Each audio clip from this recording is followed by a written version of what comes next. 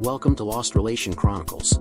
Before we start today's story, please let us know your location in the comment section and don't forget to like and subscribe. Lily reclined on the dock by the lake, her fingers dipping into the cool water as they rested over the edge. Above her, clouds drifted lazily across the sky, slowly moving over the hills that flanked the lake. She felt as though she had escaped to another world, far from the relentless hustle of city life and the constant demands of temperamental actors and self-absorbed musicians who performed on her stage. She was also far from Ryan, though she wasn't sure how she felt about that.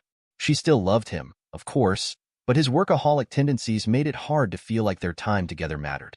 His rigid schedule left little room for spontaneity or connection. This brief escape with Max was exactly what she needed. What could Ryan do to her anyway? Divorce her? She shrugged. It didn't seem to matter right now.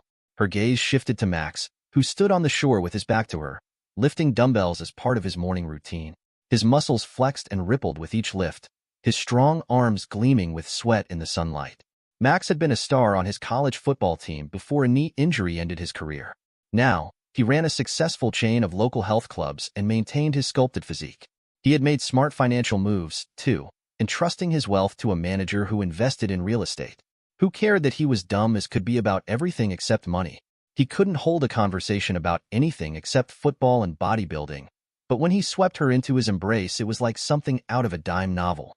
She swooned when he lifted her and carried her to the bed. So, he was a little small in the department where most men measure themselves for comparison. He still made up in his skills with his tongue and his money. Okay, Ryan, she mused, divorce away. We have no kids to hurt, and look what I'll wind up with. I'll be married to Mr. Universe. That makes me Mrs. Universe. I'll trade in a dusty theater for a gym where I can work out when I want, or sit around ogling bodybuilders and lycra tights all day if I prefer. She couldn't wait for his call, a call that might never come. She remembered how Ryan took the news when she told him that she is going out to spend the next week with Max, how she will be having sex with him all the week, and how she will better off with a rich young stud than a loser like him. She had half expected a process server to track her down here with divorce papers anyway. She picked up her cell for the 100th time today, just to make sure it was working and ready for his call. The battery was charged. There was a full signal, thanks to that convenient cell phone tower she spied up on the hilltop.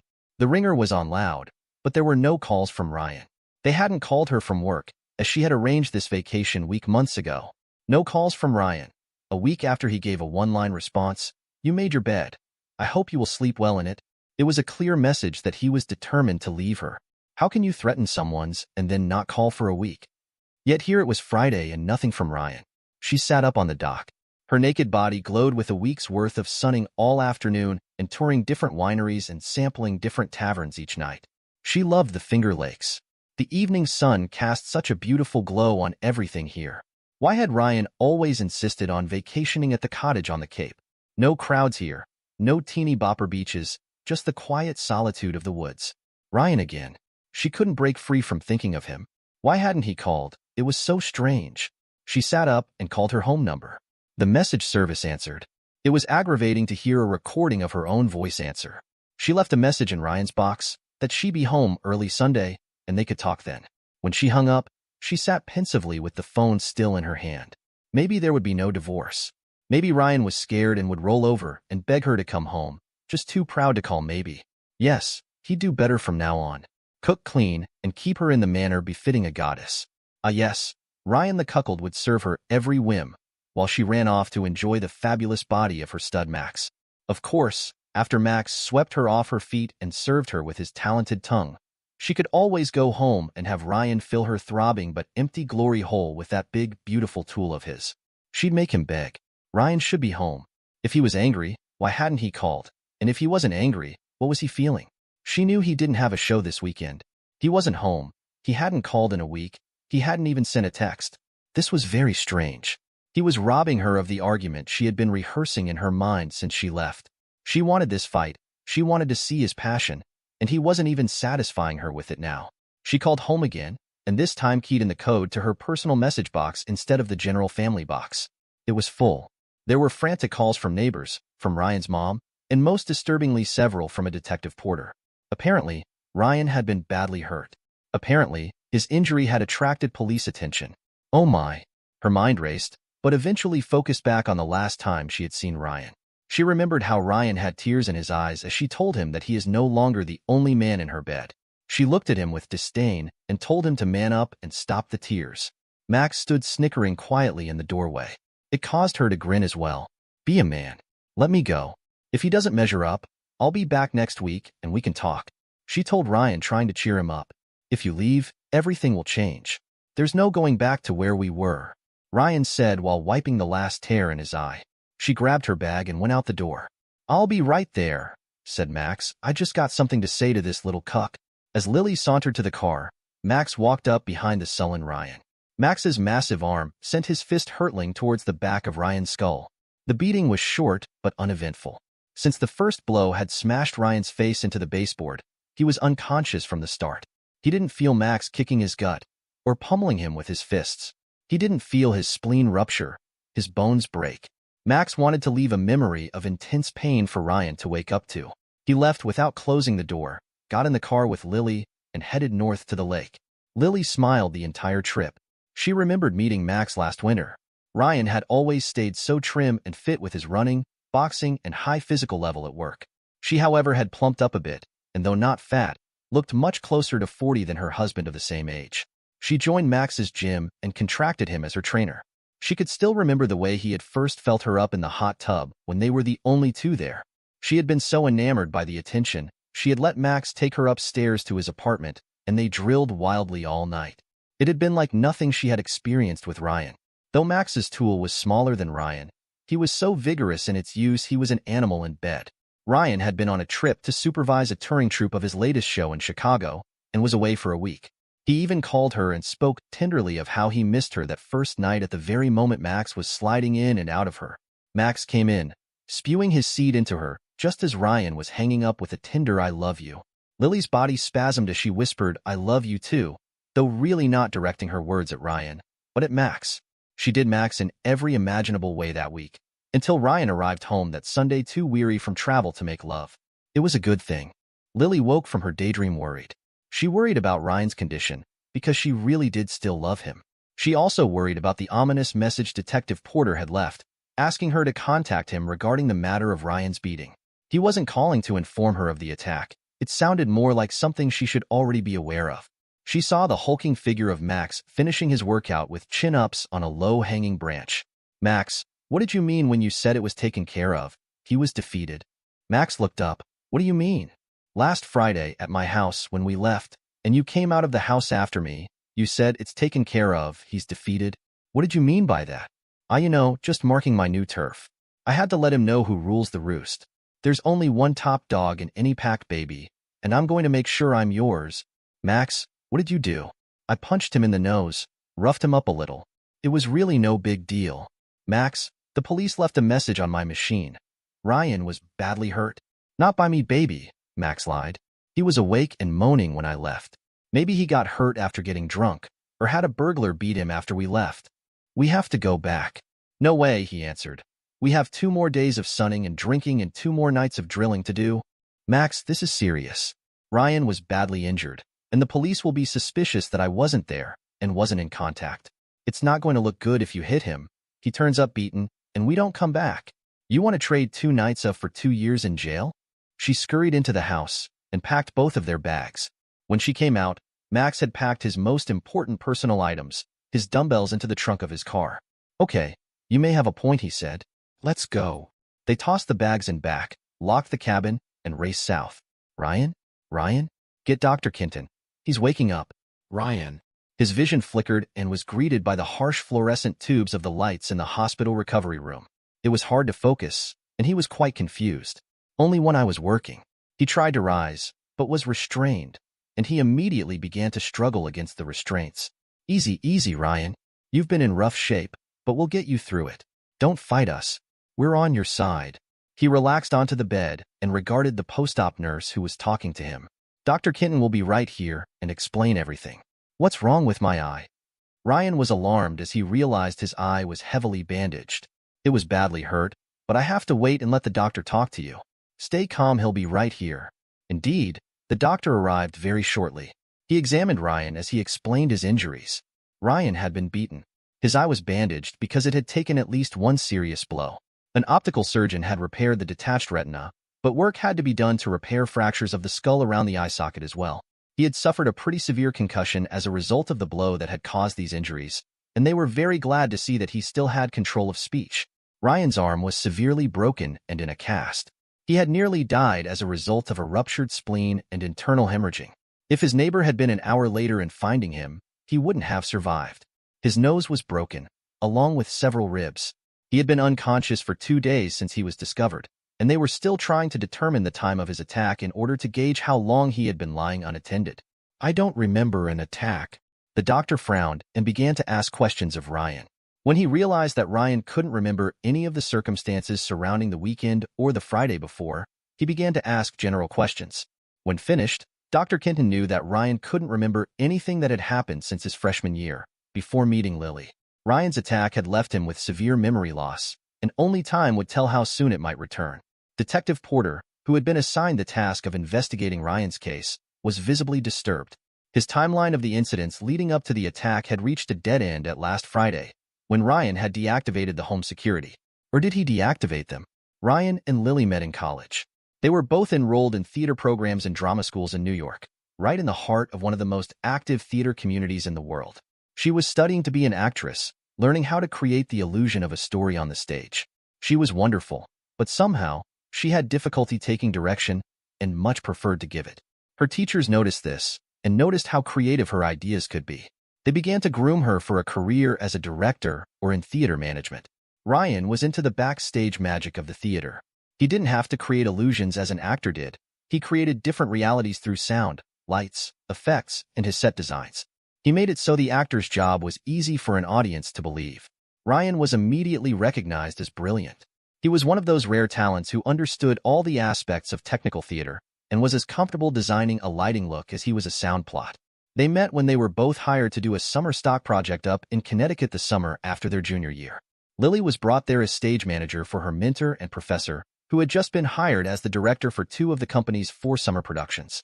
Ryan had worked there for 2 previous summers as a house electrician, but this year had become the assistant lighting director and had the opportunity to design one of the shows.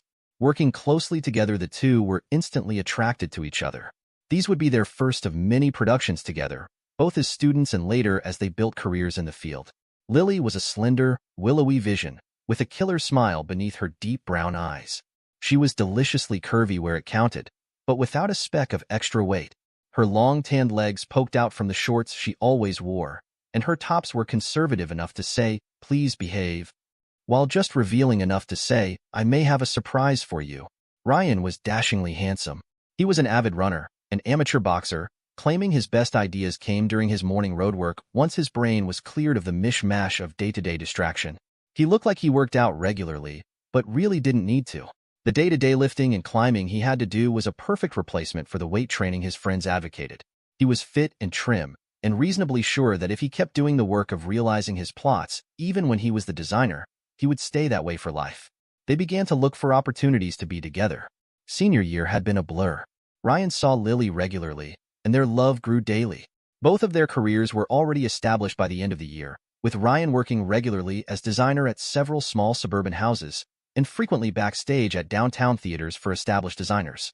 Lily landed a job backstage at one of the large opera company's residence at Lincoln Center, a steady job with great benefits she could keep for life. They shared a small apartment around the corner from her theater and enjoyed the bustling performing arts scene in the city. He remembered the tender moments they shared. She was a tasteful decorator and a master shopper, and had done their apartment up in such a chic manner they had become a popular hangout for their friends. He was a gourmet cook, and whether making a dinner for themselves and company, or just for candlelight on the two of them, he always had her eyes rolling in delight over his delicious cooking. In his bed, Ryan could remember his wedding. In vivid detail, the ceremony in the small church came streaming back. He could hear the small organ playing Bach, and smell the distinct aroma of the beeswax candles burning at the altar as his eyes watered at the luscious sight of his bride walking towards him, smiling. He could taste the delectable meal at the little Greek restaurant where they had their wedding feast. They had danced and then hugged their family and friends as they left for the little inn where they would spend their wedding night. It was perfect. The room was lit by the fire in a brick hearth just beyond the foot of their bed. They stood beside the flickering flames and kissed. Dr. Kenton came by on his evening rounds. He was pleased to see Ryan remembering events up to his wedding, but there was still a 15-year gap. He agreed to give Ryan some information, as long as Ryan received it calmly. You are still married to Lily, according to the neighbor who found you and saved your life. You are still working as a freelance theater designer and do quite well. You own a fine home very near this hospital. You and your wife have had no children, but otherwise are the stereotypical happy couple living the American dream. The doc went on to explain the seriousness of Ryan's injuries again, now that Ryan seemed more alert and lucid. They had all confidence that he would recover fully from everything. He went into medical explanations of each injury in detail, and Ryan heard nothing but blah blah blah. Ryan's bandages were removed from his eye Friday morning. His body clock was finally freeing itself from the effects of his trauma and the anesthesia for his surgeries. He was alert and flirting with his nurses. Repeated interviews with the police had yielded nothing yet, which frustrated Detective Porter. Ryan was pleased to have remembered his pleasant home life with Lily, his work on shows up until about a year ago. He also remembered some sort of big project with his studio. There was something that involved his recording rig, something about sound effects. It nagged at him, but he couldn't get a clear sense of what it meant. He also remembered an intense pain. Somehow, it felt related to the pains in his head, but he couldn't place how. He slept easily Friday night, knowing he'd be able to go home Saturday. As Ryan was falling asleep, Lily arrived home to a dark house. Max carried her bag in for her, and both were stunned to see the notice taped to the door that the area had been a crime scene. But that processing was complete, and occupants could return. Inside, Lily froze at the sight of a large pool of dried blood on the hallway floor where Ryan had lain. She looked at Max, just a punch in the nose? Huh? Max blanched. In his rage, he may have gone a little overboard, and if he left Ryan in a critical state without aid, he could be charged with something more than a simple assault. His mind searched for an explanation. It wasn't his mind that he had exercised to a precision machine. We can't tell the cops I hit him, Max said. We have to tell them I left first, carrying your bag to the car, and that he was fine when you left. This is bad, Max. This is very bad. Lily, stick to the story. We'll be okay. We'll look like heels for leaving and not being here for him, but they can't pin anything on us. Us? Lily was incredulous. I was in the car. Anything that gets pinned on anything will be on your sorry hide, not mine. Separating from Ryan, even divorcing him is one thing. Going to jail for beating him is another. You were with me, baby, and you heard me say he was defeated. You were in this with me. I may not be the smartest guy on the block, but I know what an accomplice is. She thought about it and realized Max was right. She wouldn't be able to explain their abrupt departure away, unless they claimed they left Ryan in good shape, leaving the possibility that someone else had come in and beaten him. How did she get into this mess anyway? She agreed with Max, and they set their story straight. By the time they had decided what to say, it was nearly midnight. She called Detective Porter, and he told them he would meet them at the police station immediately. This was an urgent matter and couldn't wait until morning. Lily wanted to go to the hospital first, but Detective Porter was insistent. He told her that Ryan was medically out of the woods and was probably resting. He pointed out that she hadn't been in a hurry to see Ryan when he was in critical condition, and even tonight she had gone home rather than directly to the hospital. There was no reason to disturb his rest, which was badly needed for his recovery. There were questions that needed to be answered. Lily didn't respond until the detective offered to have a patrolman pick her up and drive her. She and Max got in the car and headed to the station. They were questioned separately, but both had rehearsed their story. They didn't offer much, relying on a lot of I don't know. They did admit they had been at the house and seen Ryan. They admitted he had been very distraught when they had left, but that he was physically unharmed. Porter didn't believe them, but had no evidence to prove his hunch. He was aware that Ryan was being released from the hospital today, so he decided to hold the two in lockup until Ryan had a chance to get settled, and until Porter could warn him his wife was coming home. It might also give Max and Lily a chance to believe the other had rolled and given up the truth, and maybe they could get them to talk more freely. Porter was waiting when Dan, Ryan's neighbor, brought him home. Ryan got out gingerly, still very sore from his savage attack. He waved Porter into the house. Dan's wife Kim had been over earlier and cleaned up the hallway.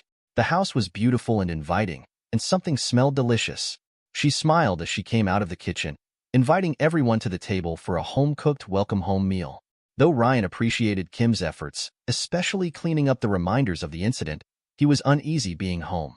He could now remember events that happened last week, right up until the day of the incident, and not having those last pieces frustrated him. Kim and Dan cleaned up the kitchen and said their goodbyes. They had worked out a schedule with some of the other neighbors to drop in every hour or two and make sure he was okay, at least over the weekend. They made certain he knew that if he needed anything, he should call right away. As they left, Detective Porter looked at Ryan and said, "She'll be home soon, you know." "I know. She was here already." Ryan nodded at Lily's bag by the door. "I know. I held them today, just to make sure you were squared away and ready to meet her. He'll probably be with her." "I'm ready." Detective Porter noted the resolve in Ryan's voice and the determination in his eyes. "I want to show you something." Ryan led Porter into his studio. Porter was impressed with the array of sound gear, digital imaging equipment, and computer gear in the room. Ryan led him to a computer workstation connected to a large mixing board. "This is my main audio recording rig. I have all kinds of interesting files on here. Some of them I forgot, until just a minute ago. For the last day or two a memory has been nagging at me. There was something about a project I was working on, but couldn't remember. When Dan and Kim left, it reminded me of another couple leaving the house. The couple that left the house last Friday just before I was attacked. It is possible I was recording something when they came to call, and neglected to turn the recorder off. It is possible there is an audio file on here that would explain things to you, in case something happens to me. It is possible that I recorded everything from the time Lily and Max left here until the recording reached my preset limit, which was set to 12 hours. I should just take that into our lab. I wish you wouldn't.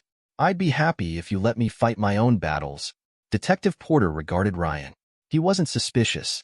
He didn't have to be, because he knew Ryan's intent was to return the thrashing and humiliation Max had generously lavished on him last week.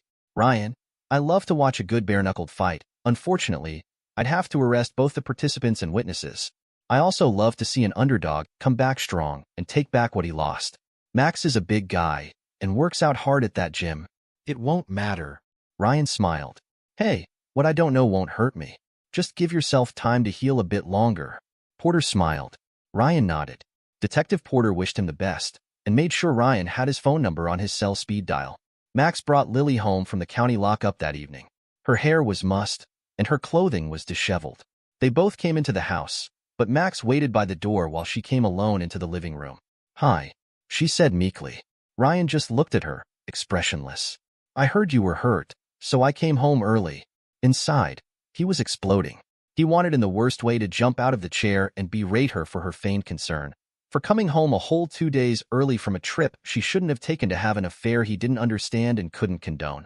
But outwardly he showed nothing but cool. That's right. She was surprised at his lack of emotion. After his scene begging her to stay, complete with frantic tears and draping himself over her bag, she expected more. "Are you okay now?" "I'll heal. We have to talk." "No, we don't. We talked last week." "Ryan, we can't just let this fester in our minds. You have to talk this through with me. I need to know what to expect. Expect to separate, then divorce. Expect to go away from me and never be welcomed back. Expect me to treat you with the respect any other human deserves, but without the love and care I felt for you a week ago." Well, part of this was as she had expected, but she hadn't expected him to be so cool and calm. So she would stay a couple of days, and then move out once she had her affairs in order. She set her bag down and turned to sit. "I said you're leaving." She turned to look at him quizzically. "I meant now. Go. I don't think you understand what's going on here. I may have offended you, and I may have ended our marriage, but I have given up no rights to my home or belongings. I'll move into the guest room, but I'm staying here until I get my things together and move out." Before she could continue her tirade, Ryan clicked a remote in his hand. The whole house stereo he had installed sprang into action and played back a recording of last Friday's events. You could clearly hear her sarcastically belittling him as she told him she was going on a vacation with a real man, and that he couldn't stop her. You could hear Max laughing as she told Ryan she planned to screw Max all week, or even longer until she was satisfied. You could hear Ryan trying to stop her one last time.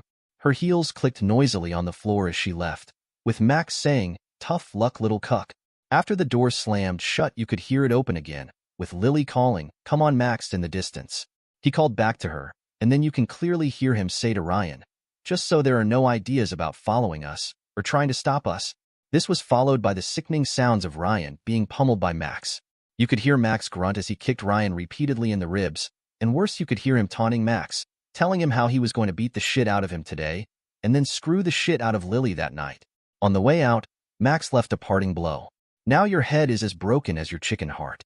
You just lay there in your blood and think for an hour or two. You'll realize she needs the big dog to make her happy. But she'll come back to you when she realizes the big dog can't stay with any one bitch for long. Ryan looked at a mortified Lily. Max came around the doorframe scowling at Ryan. Why, you little conniving pansy? Ryan stopped him by waving one finger. Porter doesn't have the recording, but he'll get it if I want him to. There is a video that was shot by the camera right over your head. If the audio does not work, the video will surely land you in jail for attempted murder. I don't want him to put you in jail. I want a rematch. Lily was horrified. Max grinned from ear to ear. I propose a wager. You both have to accept, and your terms are different, or there is no deal, and Porter gets a sound file in 10 minutes via email. 6 weeks month from today. Once this cast is off my arm and my ribs have healed, you can't win. Max shook his head as he spoke. No, I couldn't win after that cheap shot last week. This time we fight, fair and square. No sneaking up from behind to cold cock an unsuspecting victim, you coward. You're going to see me coming, and not be able to stop me any more than I could stop you lying there unconscious last week. Are you sure you can win under those terms?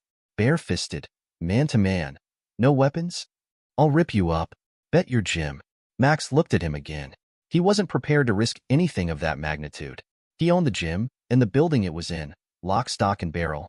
The building had several offices which were lucrative tenants, and was an incredible cash cow. His apartment took up the top floor of the building, and was a luxurious space with views overlooking Long Island Sound. But Max didn't believe this guy could be no match for a fit lifter like himself. Sure, David beat Goliath, but David had a sling. Bet all your gyms. Max paused to think of his expanding business. Not only did he have his flagship club, but had built 6 satellites around town, and they were flourishing to a point that he was considering selling franchises. What, bet all that against your house and all this nifty electronic gear? Are you nuts? No, my house and gear are not on the table. You are betting against this recording and all copies. You are betting against jail time and losing all of your property later in civil court. You are betting your businesses, your real estate.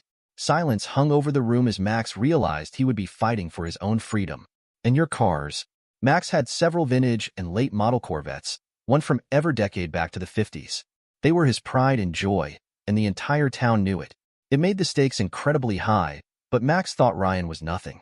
Done. And the cabin at the lake. Fine, fine. You hold all the cards, don't you? I'll risk it all.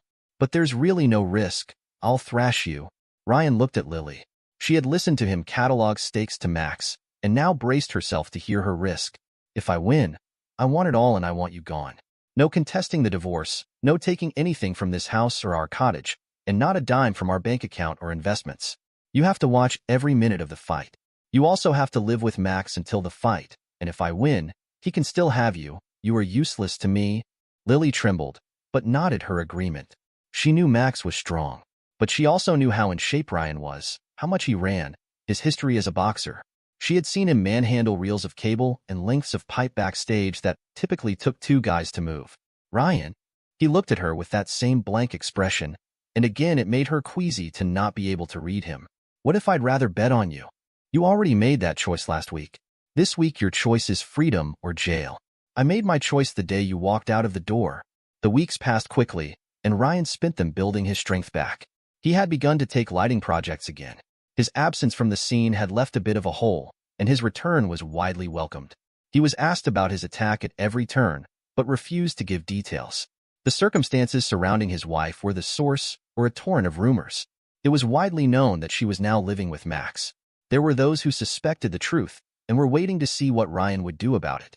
He was known for a tenacious personality, and none of these people believed he would suffer the indignity of a beating and the taking of his wife without reaction.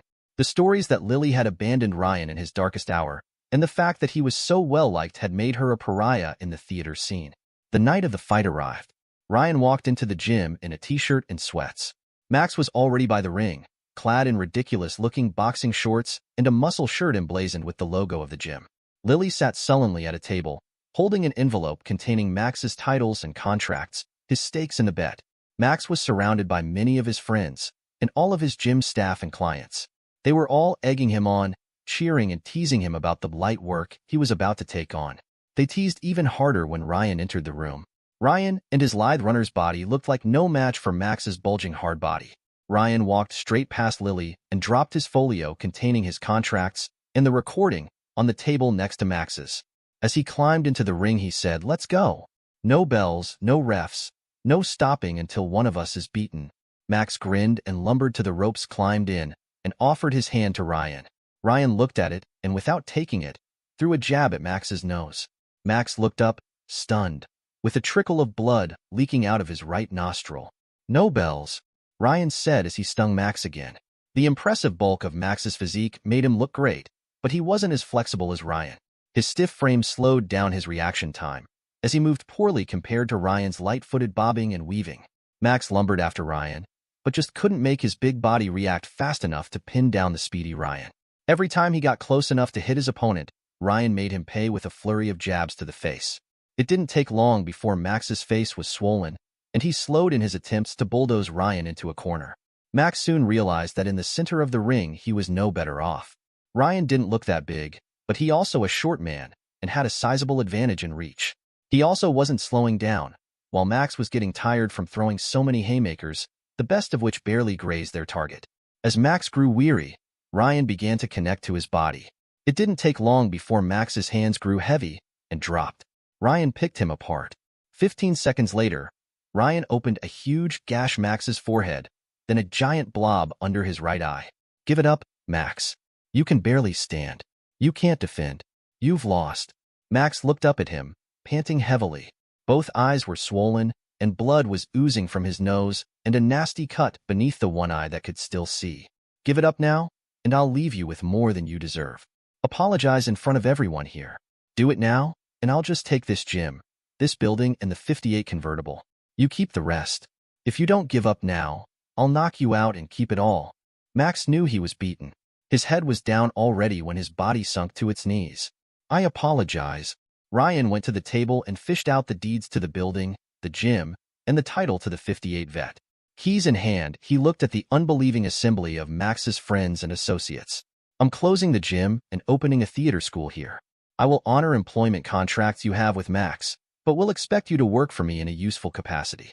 If he transfers you to one of his other gyms, I will release you from your contractual obligations here. For those of you who are tenants in the building, I will honor your leases and will treat you fairly in negotiations when they are up. There will be a different atmosphere here, however, as this room will be renovated into a theater.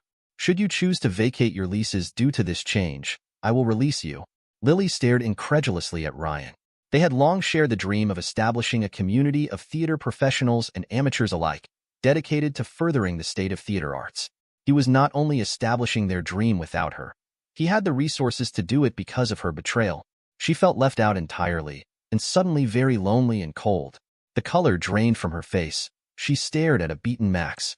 His face lacked no pigment whatsoever, as it was already blackening with bruises, and red with blood from the cuts that his friends were just bandaging. Max never looked so pitiful, so broken. Ryan never looked so bold. There was no gloating, no arrogance, just the cool confidence with which he did everything. 6 months later, Lily was still living with Max. Neither had been interested in the other sexually since the fight. Still, they had to live together. It was a cool coexistence, as each believed the other was the reason for the failure of their fortunes. Max never tried to contest the arrangement with Ryan, is held on to as part of the deal. Ryan did pay some money to Max to make it look like a business deal, although the money was just 1% of the total valuation of the property. Lily had quickly and quietly moved from her home, which was now entirely Ryan's. The divorce was finalized long ago. Ryan didn't speak to her since the fight, and didn't return calls the few times she had tried to call. Max had worked to continue to build his business, but growth had slowed as word of his failure in the ring spread. He was saving what he had by offering membership packages designed more for the elderly and moms who didn't work outside of the home. 2 of his satellite gyms had closed. The rest had lost much of their glamour. He had lost his penthouse apartment when he lost his building to Ryan, and had to move into a little condo near one of his remaining gyms that now served as his flagship. His swagger wasn't so bold now, and often was completely missing.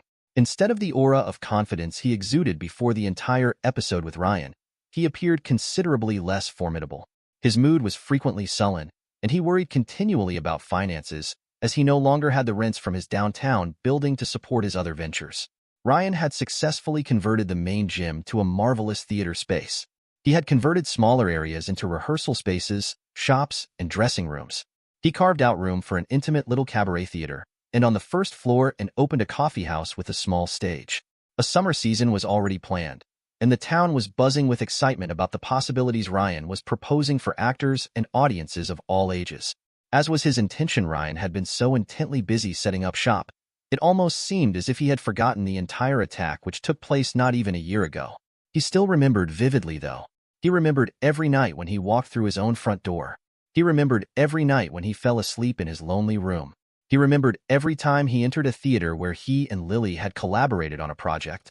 As hard as he tried, he couldn't avoid the memories of sharing a lifetime, and still not knowing the woman he had considered the love of his life.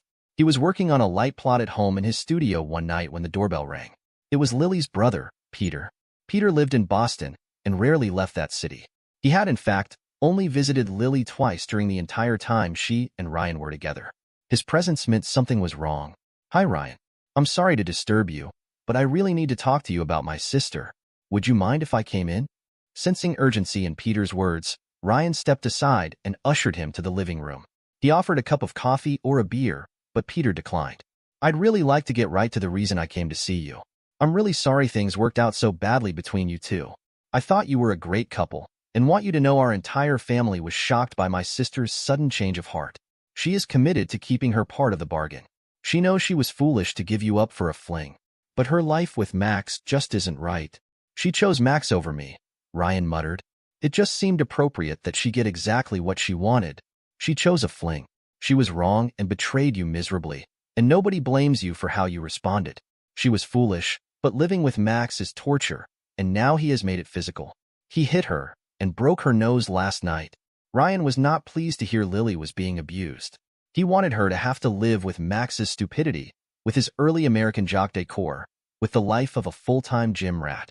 He wanted her to be disgusted with Max's sexist comments and expectations, with his selfish attitudes, with his inexhaustible vanity. However, Ryan agreed to help. Ryan and Peter drove to Max. Ryan pulled up behind Peter's car. He walked right into Max's house like he owned it.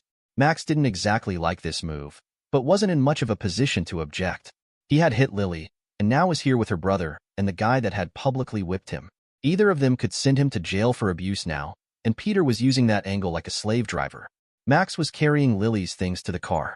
Peter had helped him pack, but Max was doing the carrying. There wasn't much, as her part of the divorce agreement had left her just a couple of keepsakes and her clothing.